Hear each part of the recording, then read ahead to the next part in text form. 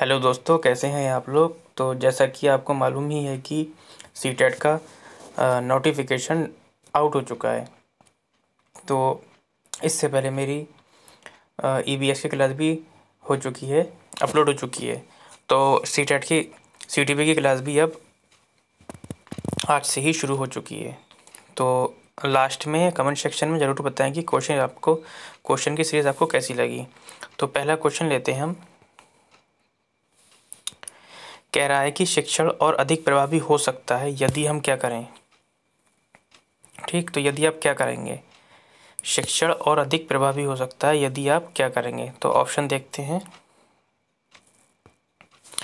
यदि छात्र को स्वयं करने की स्वायत्ता व नियंत्रण दिया जाए, यदि छात्र अधिगम शिक्षक द्वारा निर्देशित व नियंत्रित हो, यदि शिक्षक तथ्यों की व्याख्या करने में केंद्रीय भूमिका निभाए, या शिक्षण अधिगम को निर्देशित करे।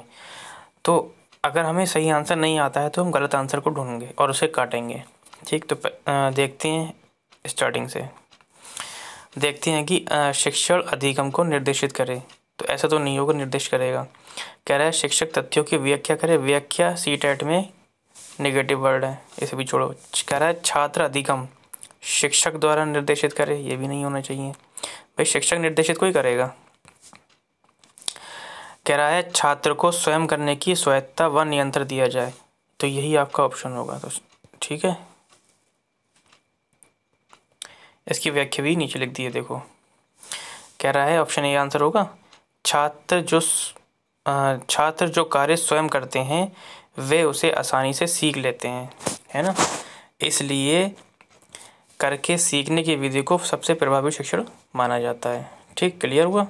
नेक्स्ट क्वेश्चन कह रहा है शिक्षण प्रभावी हो जाता है। ओह सॉरी, ये तो फिर से वही क्वेश्चन आ गया। नेक्स्ट क्वेश्चन पे आते हैं। क्या कह रहा है क्वेश्चन।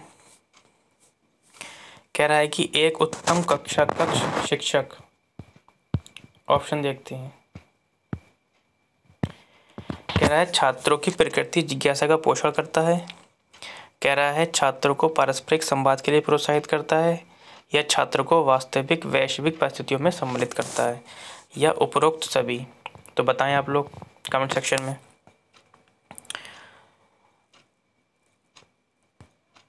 तो देखते हैं। कह रहा है कि छात्रों की प्रकृति जिज्ञासा का पोषण करता है, बिल्कुल ठीक है।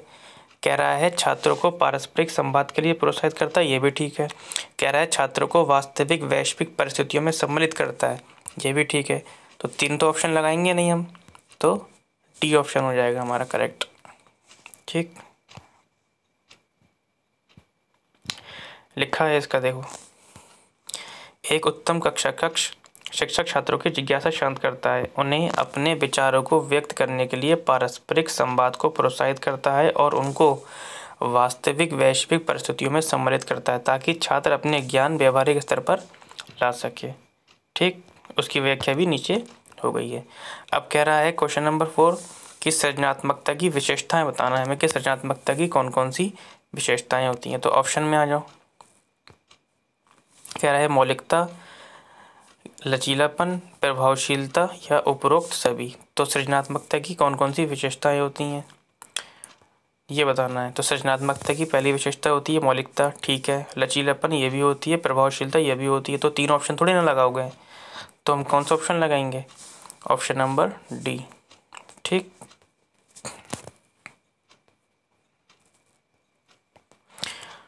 देखो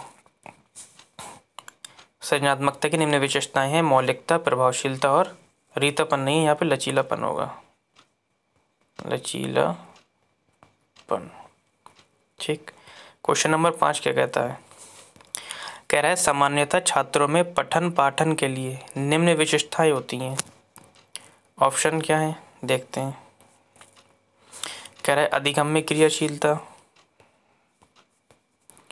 फिर कह रहा है छात्रों में सीखने की योग्यता, स्वयं क्रिया करके नवीन अनुभवों को द्वारा ज्ञान का निर्माण करना, या उपरोक्त सभी। तो फिर से एक बार क्वेश्चन देखते हैं और समझते हैं क्या कह रहा है। कह रहा है सामान्यतः छात्रों में पठन पाठन के लिए निम्न विशेषताएं होती हैं। बिल्कुल होती हैं। तो ऑप्शन क्या था हमारा? अधिगम्य क्रियाशीलता। बिल्कुल अधिगम्य क्रियाशीलता होनी चाहिए। फिर क्या कह रहा है? छात्रों में सीखने की योग्यता होनी चाहिए। बिल्कुल होना चाहिए। फिर कह रहा है स्वयं क्रिया करके, बिल्कुल खुद से करके सीखना, अनुभव को निर्माण करवाना। ठीक, तो ऑप्शन हमारा क्या हो जाएगा? डी। अब सब तो टिक लगाएंगे नहीं तीनों एक साथ, है ना। क्वेश्चन नंबर 6 क्या कहता है? तो क्वेश्चन नंबर 6 क्या है? एक परिभाषा है जो कभी कभी पूछ ली जाती है। ठीक है, क्या है क्वेश्चन नंबर 6? कह रहा है कि मनोविज्ञान शिक्षा का आधारभूत विज्ञान है। ये किसने कहा है? ये बताना है। किसने कहा है?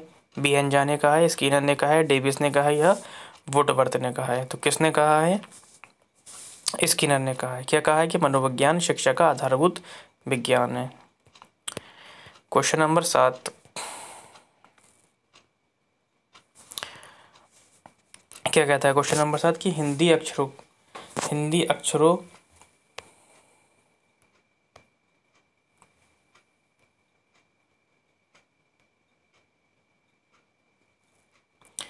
क्या कहता है क्वेश्चन कि हिंदी अक्षरों को बालक किस आयु में पहचानने लगते हैं? किस आयु में पहचानने लगते हैं हिंदी अक्षरों को? कह रहे 3 वर्ष में पहचानने लगते हैं, 4 वर्ष में पहचानने लगते हैं, 5 वर्ष में, या 6 वर्ष में पहचानने लगते हैं। तो कितने वर्ष में पहचानने लगते हैं? 5 वर्ष में पहचानने लगते हैं। क्या कह रहा है क्वेश्चन आइटम? कह रहा है अलेक्सिया है, किससे संबंधित है अलेक्सिया? ये बताना है हमें। कह रहा है पढ़ने की क्षमता से, अक्षमता से, लिखने की अक्षमता से, सीखने की अक्षमता से, या सुनने की अक्षमता से। तो एलेक्सिया हमारा पढ़ने की क्षमता से है। ठीक, लिखने की अक्षमता किस में आती है? ये डिसलेक्सिया में आ जाती है। वो सॉरी, डिसग्राफिया में, डिसग्राफिया।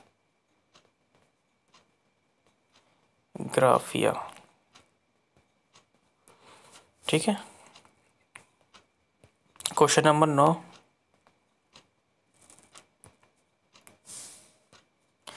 कह रहा है कि प्याजे की औपचारिक संक्रियात्मक अवस्था किस आयु अवधि तक मानी जाती है? ये बताना इंपॉर्टेंट क्वेश्चन है। प्याजे से, वाइगोत्स्की से और कोलब्रग से लगभग क्वेश्चन आते ही आते हैं। 2 से 3, 4, कभी कभी 6, 7, 10 भी हो जाते हैं।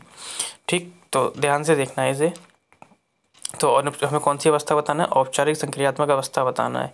कह रहा है 0 से 2 वर्ष होती है, 2 से 7 वर्ष होती है, 7 से 11 वर्ष होती है, या 11 से 15 वर्ष होती है। तो 0 से 2 वर्ष ये संवेदी पहली अवस्था कौन सी होती है? संवेदी पेशीय अवस्था।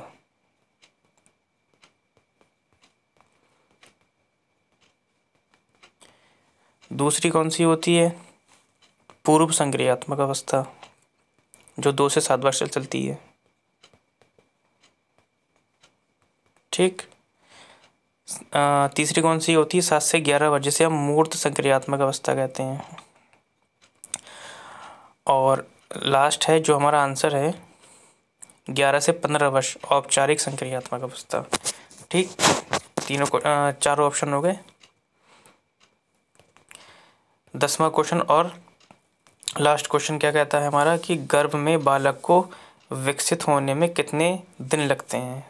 तो ऑप्शन 150 दिन लगते हैं, 280 दिन लगते हैं, 390 दिन लगते हैं, या 460 दिन लगते हैं। तो ऑप्शन है हमारा बी, 280 दिन लगते हैं। Option B. कितने दिन लगते हैं? 280 दिन लगते हैं। तो ये 10 क्वेश्चन की सीरीज़ आपको कैसी लगी कमेंट सेक्शन में ज़रूर बताएं।